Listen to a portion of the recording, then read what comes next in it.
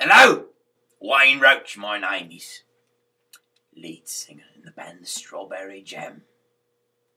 Lead singer in the band Wayne Roach reads the Bible.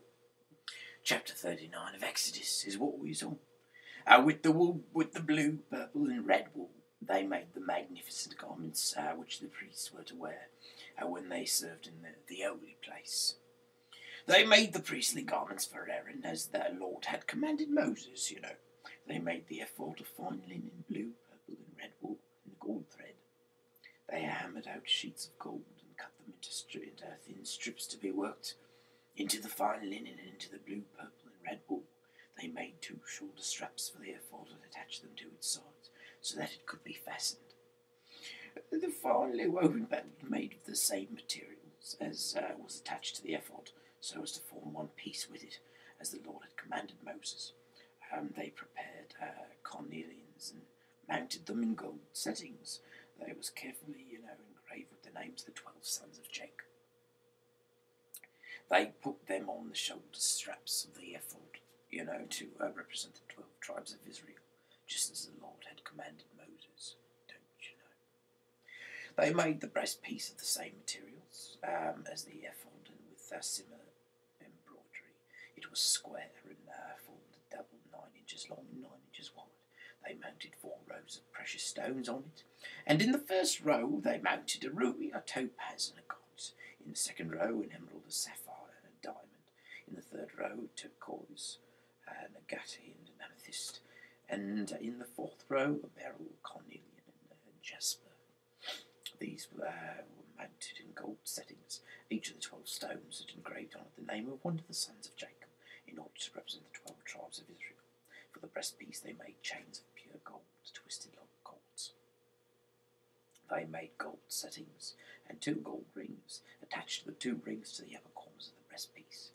They fastened the 2 gold cords to 2 rings, and fastened the other 2 ends of the cords to the 2 settings, and in this way attached them in front of the shoulder straps of the ephod.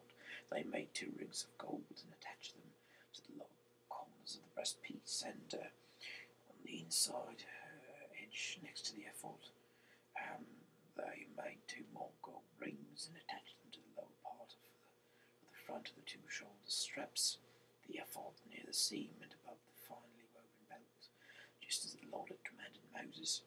They tied the rings of the breastpiece to the rings of the ephod with a blue cord, so that the breastpiece rested above the belt and did not come loose. The robe that goes over the ephod was made entirely of blue wool.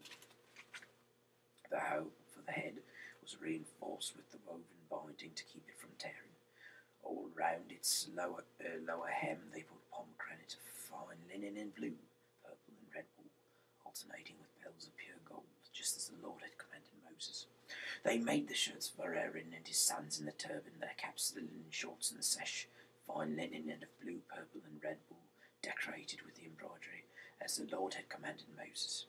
They made the ornament, the sacred sign of dedication, out of pure gold, and they engraved it, dedicated to the Lord. They tied it to the front of the turban with a blue cord, just as the Lord had commanded Moses. All the work on the tent of the Lord's presence was, finally completed. The Israelites made everything just as the Lord had commanded Moses. They brought to Moses the tent and all its equipment, its hooks, its frames, its crossbars, its posts, and its bases, the covering of ram skin dyed red, the covering of fine leather, the curtain, the covenant box containing the stone tablets, its poles, and its lid, the tablet and all its equipment, and the bread offered to God, the lampstand of pure gold, its lamps, all its equipment, and the oil for the lamps, the gold altar, the anointing oil, sweet-smelling incense, the curtain for the entrance of the tent, the bronze altar with its bronze grating, its poles, and all its equipment, the wash basin and its base, the curtains for the enclosure, and its posts and bases, the curtain for the entrance of the enclosure, and its ropes, the tent pegs, all the equipment to be used in the tent, and the magnificent garments the priests was to wear in the holy place, the sacred clothes for Aaron the priest and for his sons. The Israelites had done all the work just as the Lord had commanded Moses. Moses examined everything and saw that They had made it all just as the Lord had commanded, so Moses blessed them. That is the end of chapter 39. I'll give it to you straight, you know. Tomorrow we read the last chapter of Exodus indeed. Good night, I'm Roach. Good night.